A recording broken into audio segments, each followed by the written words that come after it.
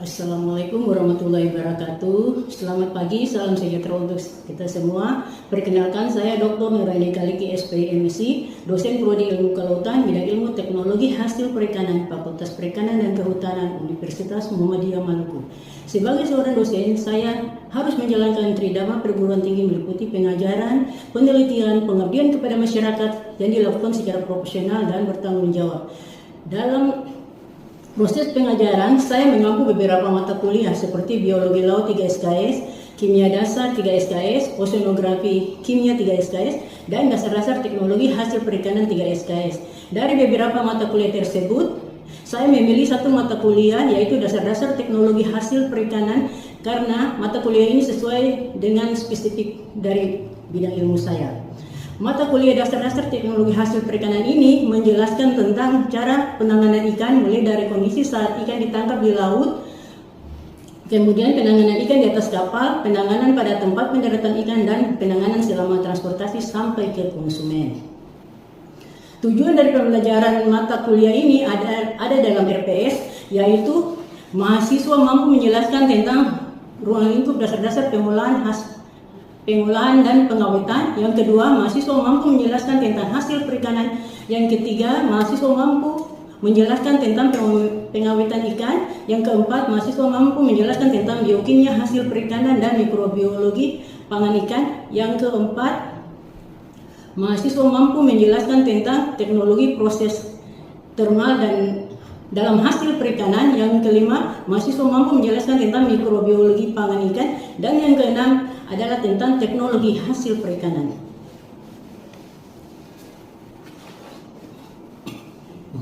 Mata kuliah ini terdiri dari 16 kali pertemuan dengan 14 kali tatap muka dan 1 kali UTS serta 1 kali UAS.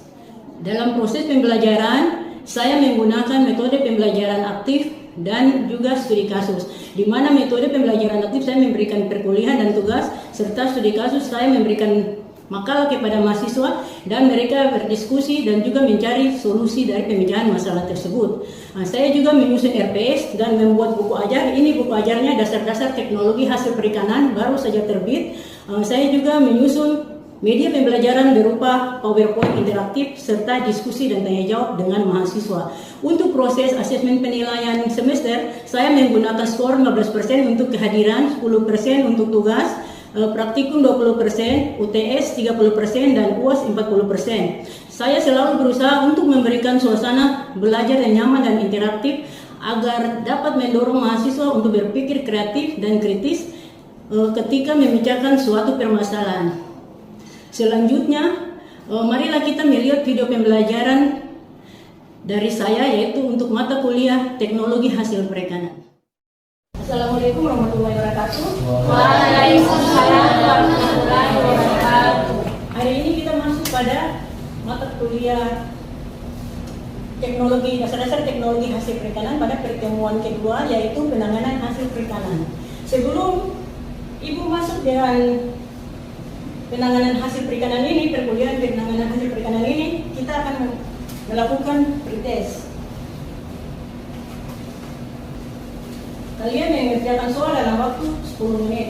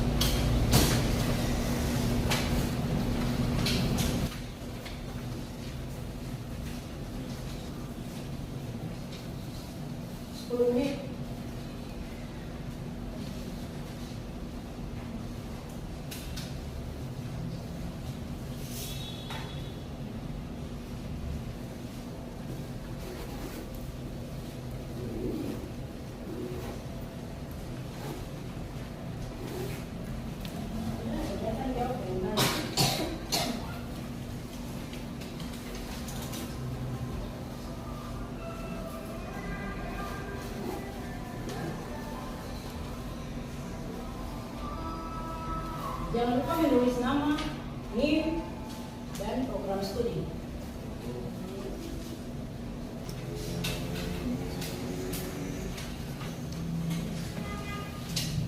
Dari belakang ke depan.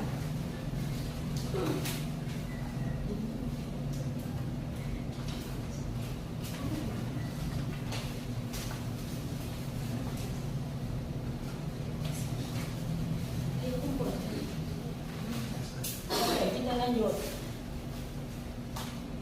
Hari ini kita masuk di dalam pembahasan penanganan hasil perikanan. Mengapa kita perlu mempelajari penanganan hasil perikanan? Perlu diketahui bahwa perikanan khususnya ikan dan hasil laut lainnya itu merupakan produk yang mudah mengalami pembusukan. Ikan itu dia mengandung protein tinggi. Di dalam tubuh ikan selain ada protein juga ada lemak, karbohidrat, air, mineral. Lemak itu hanya 1 sampai 14%, sementara yang paling tinggi itu protein 20%, kadar air 80 sampai 70%, dan mineral cuma 0,55%. Jadi kenapa ikan itu perlu diawetkan? Karena ikan itu mudah mengalami pembusukan. Oleh karena itu perlu adanya suatu proses penanganan hasil perikanan, di mana kita belajar pada hari ini ada, yaitu pada mata kuliah dasar teknologi hasil perikanan, yaitu terkait dengan penanganan hasil perikanan. Karena penanganan hasil perikanan merupakan kegiatan yang dimulai dari penangkapan ikan sampai ke konsumen dan diolah menjadi produk lanjut. Penanganan hasil perikanan ini memiliki beberapa tujuan. Di antaranya yaitu yang pertama, mempertahankan kesegaran ikan. Kenapa harus dipertahankan kesegaran ikan? Karena ikan apabila sampai ke konsumen dalam keadaan yang mudah-mudah, konsumen pasti akan membeli. Bagaimana cara untuk menjaga kesegaran ikan? Siapa yang bisa menjawab? Silakan. Menggunakan es batu itu. Ya, menggunakan es batu. Ada yang lain? Selain es batu apa? Letakkan di freezer. Benar. Jadi pendinginan menjaga kesegaran ikan itu ada 2 faktor yang dilakukan, yaitu mendinginkan dengan es, yaitu proses pendinginan, dan juga meletakkan dalam freezer, yaitu proses pembekuan. Yang kedua, menghambat pertumbuhan mikroorganisme. Kenapa di sini saya mengatakan bahwa dapat menghambat pertumbuhan mikroorganisme pembusuk? Karena dengan turunnya suhu tubuh ikan, otomatis dapat menghambat bakteri-bakteri yang akan beraktivitas di dalam ikan tersebut. Apabila ikan tidak diletakkan di es, maka bakteri itu akan cepat tumbuh. Yang ketiga, mengurangi aktivitas enzim penyebab kerusakan. Kita tahu bahwa di dalam tubuh ikan selain mineral, karbohidrat, lemak, protein, dan lain sebagainya juga mengandung enzim, yaitu enzim protease, enzim amilase, dan juga enzim lipase. Enzim amilase berkaitan dengan perombakan glukosa karbohidrat menjadi glukosa. Sementara kalau enzim lipase itu dia ada di dalam pencernaan. Jadi lipase itu dia mengubah lemak menjadi asam-asam lemak. Dan enzim protease itu dia merombak protein menjadi omega 3 dan lain sebagainya. Ikan sendiri selain mengandung protein, lemak, dan lain sebagainya, dia juga mengandung asam lemak omega 3, yaitu yang sangat berfungsi bagi pertumbuhan otak dan juga untuk sel jantung. Jadi yang kelima itu adalah meningkatkan nilai tambah produk itu. Kalau misalnya ikan sudah segar, kemudian apabila dalam produksi yang banyak, maka dia harus diolah lebih lanjut, yaitu dengan membuatnya menjadi produk apa? Siapa yang bisa jawab? Iya, silakan. Ikan kaleng, apa lagi? Silakan, abon, siapa lagi? Ikan asin. Ikan asin apa? Nugget. Ya benar. Jadi ikan itu untuk menambah nilai tambahnya, nilai produk itu diolah menjadi ikan asap, ikan kaleng, abon, dan lain sebagainya. Dengan adanya produk yang tadi sudah dijadikan nilai tambah dan menambah nilai ekonomisnya, itu berarti ikan itu dia punya masa simpan menjadi lebih panjang. Oke. Karakteristik hasil perikanan. Jadi hasil perikanan itu dia memiliki karakteristik yang berbeda dengan bahan pangan lainnya. Yang tadi sudah disebutkan bahwa mengandung air 70 sampai 80%, terus proteinnya 15 sampai 24%, mengandung lemak yang mudah mengandung oksidasi. Paham? Kalau lemak itu contohnya mentega kita letakkan di udara terbuka, dia akan mengalami tengik. Minyak juga begitu. Itu contohnya. Jadi lemak itu yang ada pada ikan itu ada dua. Dia mengandung EPA dan juga dia mengandung DHA. EPA itu berguna untuk apa? EPA itu berguna untuk kesehatan jantung, sedangkan DHA itu biasa ada pada susu balita. Itu untuk kesehatan otak, pertumbuhan otak, kecerdasan. Dia memiliki pH mendekati netral. Kalau pH netral itu berapa? Siapa yang bisa jawab? pH netral itu 78. Mengandung enzim aktif seperti enzim bercernaan. Tadi sudah ibu katakan bahwa ada enzim protease yang merubah protein, lipase untuk lemak, dan juga amilase untuk karbohidrat. Dia cepat mengalami pembusukan. Karena sifat tersebut maka ikan perlu ditangani setelah ditangkap.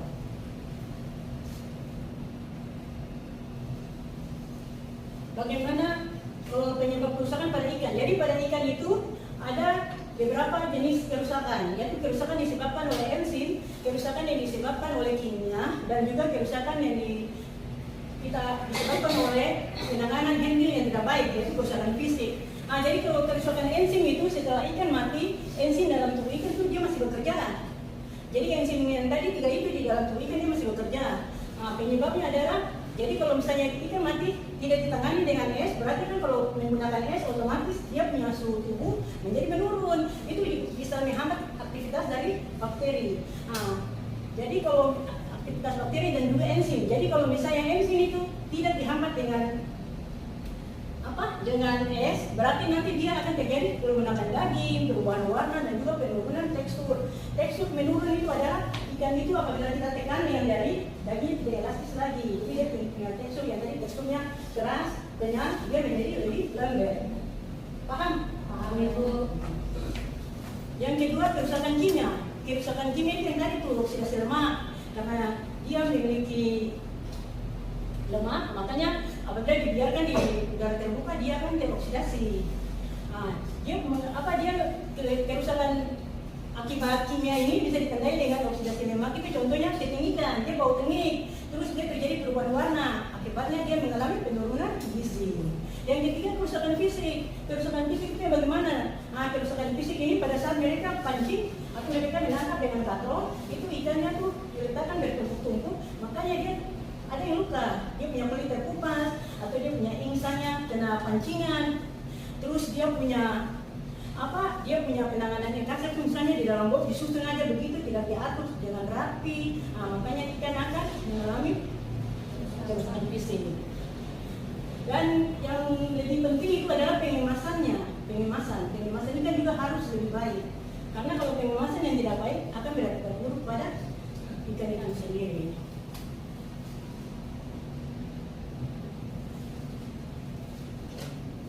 Selanjutnya kita masuk di dalam prinsip penanganan hasil perikanan. Jadi dalam prinsipnya penanganan hasil perikanan itu yang pertama harus bersih dan hati-hati. Kenapa bersih?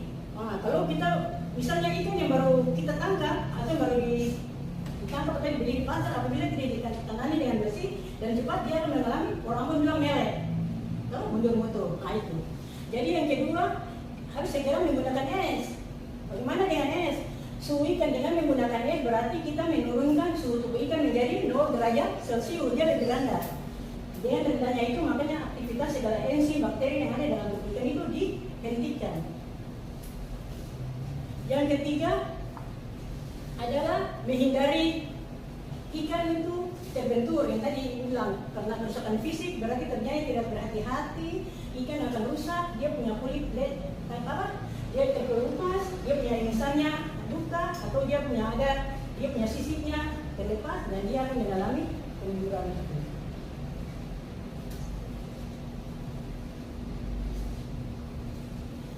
Sekarang kita masuk di penanganan di atas kapal. Jadi setelah ikan ditangkap oleh kapal-kapal perikanan, maka ikan itu harus ada penanganan juga di atas kapal, yaitu kapal yang berlayar itu harus menyediakan es batu atau menyediakan box, dalam bentuk box atau palka disediakan dengan es. Jadi biasanya di kapal-kapal perikanan itu untuk pengawetan ikan itu ada disediakan, ada beberapa, yaitu pendinginan. Jadi pendinginan di kapal itu ada pendinginan menggunakan air laut yang didinginkan atau udara yang didinginkan dan es batu. Jadi kalau di kapal biasanya ikan disusun di dalam rak-rak. Jadi penyusunannya ikan antara 30 cm. Jadi dia tuh di satu jarak 2 taruh ikan, kemudian taburi dengan es batu juga bisa. Tetapi kebanyakan kalau mereka menggunakan es batu di dalam box, jadi tinggi permukaan ikan diletakkan di dalam box itu harus 30 cm dengan bentuknya 5 cm. Itu 5 cm dari bentuknya. Sementara kalau ikan yang digunakan di dalam rak-rak, itu mereka diletakkan di dalam satu ruangan, sebuah ruangan, kemudian disemprotkan dengan air, dengan udara dingin. Jadi dengan sendirinya ikan akan membeku. Jadi ikan sudah dengan rak-rak, tapi ikan itu harus disortir dulu. Jadi ukuran yang besar ditempatkan sendiri, ukuran yang kecil ditempatkan sendiri.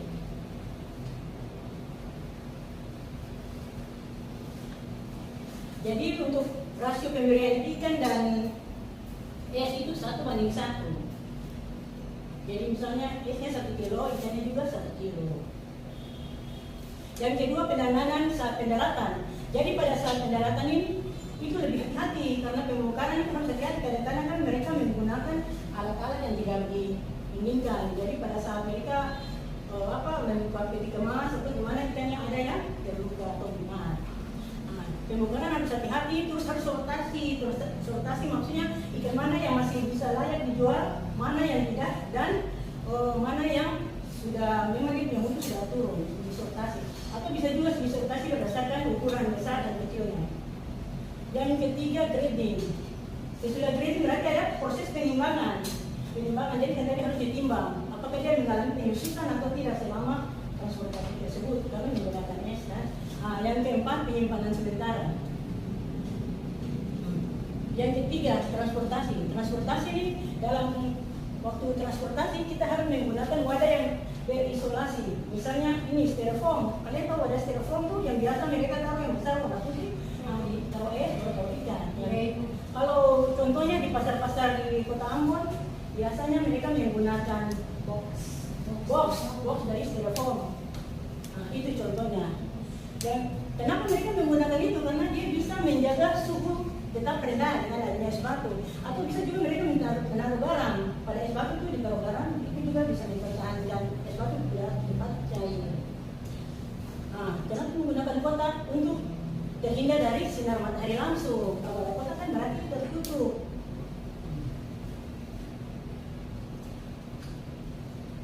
Yang keempat, proses penyimpanan. Metode penyimpanan ikan ini biasanya ada yang disebut yang tadi dikatakan ada pendinginan atau chilling. Chilling itu berarti menurunkan suhu tubuh ikan menjadi 0 derajat sampai dengan 5 derajat Celcius. Chilling. Jadi dia bisa menonaktifkan segala enzim. Yang kedua ada penyimpanan yang namanya pembekuan atau freezing. Jadi freezing itu berarti suhu tubuh ikan diturunkan sampai minus 18 derajat Celcius. Jadi dia lebih rendah dari 0. Jadi kalau pembekuan ini dia punya umur simpan itu lebih banyak, lebih lama, 6-12 bulan. Sekarang dari kegiatan-kegiatan pendinginan dan pembekuan ini itu yang kita sebut dengan rantai dingin atau cold chains. Cold chains merupakan sistem menjaga suhu rendah secara terus-menerus mulai dari penangkapan hingga pemasaran. Jadi tahapan cold chains ini mulai dari penangkapan, pendinginan, transportasi, penyimpanan, distribusi sampai di konsumen. Apabila rantai dingin ini salah satu saja terputus, maka ikan akan mengalami penurunan itu.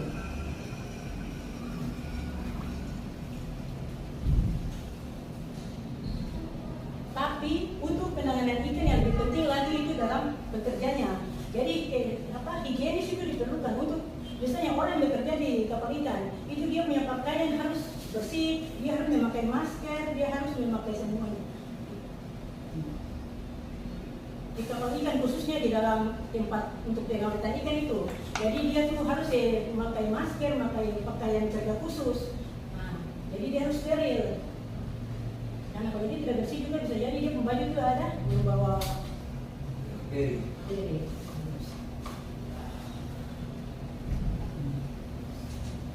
Ini dalam pendinginan itu ada beberapa es yang digunakan, yaitu es balok, es serpihan atau flake es, dan es tabung.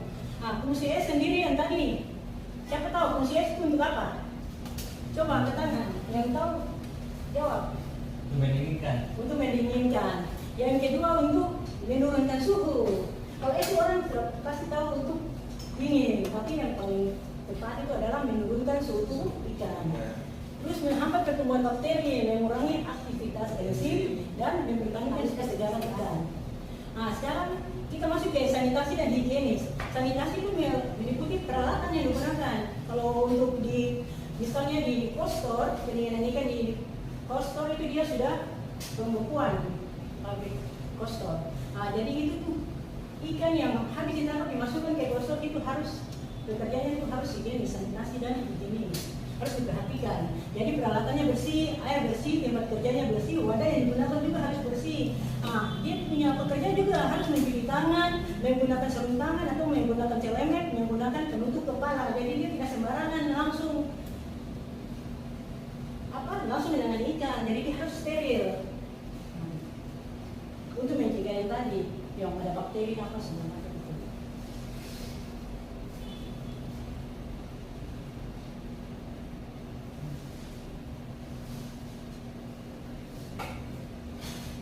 Selanjutnya untuk penilaian mutu ikan segar. Yang pertama, jadi ikan segar ini ada perbedaannya dengan ikan tidak segar. Ikan segar itu bisa dibedakan dengan ikan tidak segar dari yang pertama itu dari mata. Ikan segar matanya berwarna bening, ikan tidak segar matanya sudah merah. Yang kedua dia punya bau. Kalau ikan segar itu masih bau laut, sementara kalau ikan tidak segar itu dia sudah bau busuk. Yang ketiga, dia punya ingsan. Kalau ingsan untuk ikan segar itu biasanya warna merah. Tapi kalau untuk ikan busuk itu pasti dia sudah berwarna pucat, yang berlendir. Terus lendir yang dihasilkan di tubuh yang keempat itu lendirnya ikan segar itu dia lendirnya sedikit. Sementara kalau ikan busuk itu dia berlendir. Dia punya daging pada waktu ditekan pada ikan segar itu dia lebih elastis, dia naik. Sementara kalau pada ikan busuk dia masuk, dia tidak lentur lagi, dia lembek ya. Terus untuk dia punya sisik, ikan segar itu umumnya sisiknya masih melekat pada ikannya. Sementara kalau ikan busuk dia sudah terlepas. Kerugian akibat penanganan yang buruk. Misalnya kalau kita menangani buruk berarti yang pertama pembusukannya cepat, yang kedua nilai jual menurun. Siapa yang mau beli ikan busuk? Kan tidak ada orang yang mau membeli ikan busuk. Jadi nilai jual ikan itu dia menurun. Yang ketiga kehilangan berat yang tadi itu loss. Jadi ikan yang tadi berat dia akan lebih ringan. Yang keempat penolakan produk untuk ekspor. Jadi kalau untuk ekspor ikan itu harus memenuhi. Ada juga yang STI-nya, ikan segar itu gimana. Terus ada juga yang ISO-nya. Ada untuk peraturan Indonesia standar nasional Indonesia untuk ikan segar, ikan asap, untuk abon dan produk-produk perikanan lainnya itu ada. Jadi harus memenuhi itu. Kalau tidak memenuhi berarti tidak bisa diekspor. Jadi tidak sembarang orang bikin abon. Misalnya seseorang yang membuat abon atau membuat produk dari hasil perikanan, terus langsung dijual betul kan tidak. Harus ada sertifikat halalnya, harus ada PIRT-nya, ya kan? Harus ada tanggal kadaluarsanya dan lain sebagainya.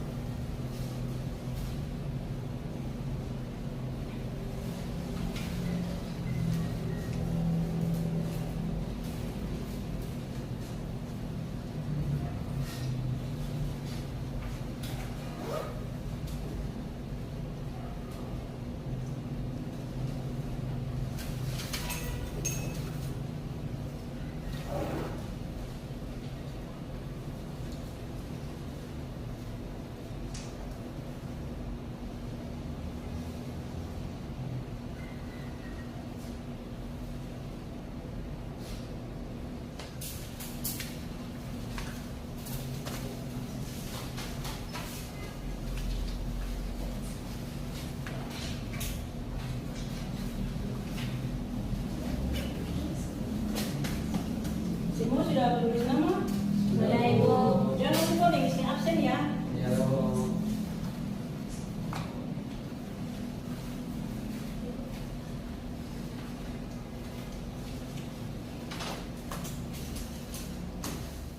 Perkuliahannya selesai sampai di sini. Terima kasih. Sampai jumpa minggu depan. Wassalamualaikum warahmatullahi wabarakatuh. Waalaikumsalam warahmatullahi wabarakatuh.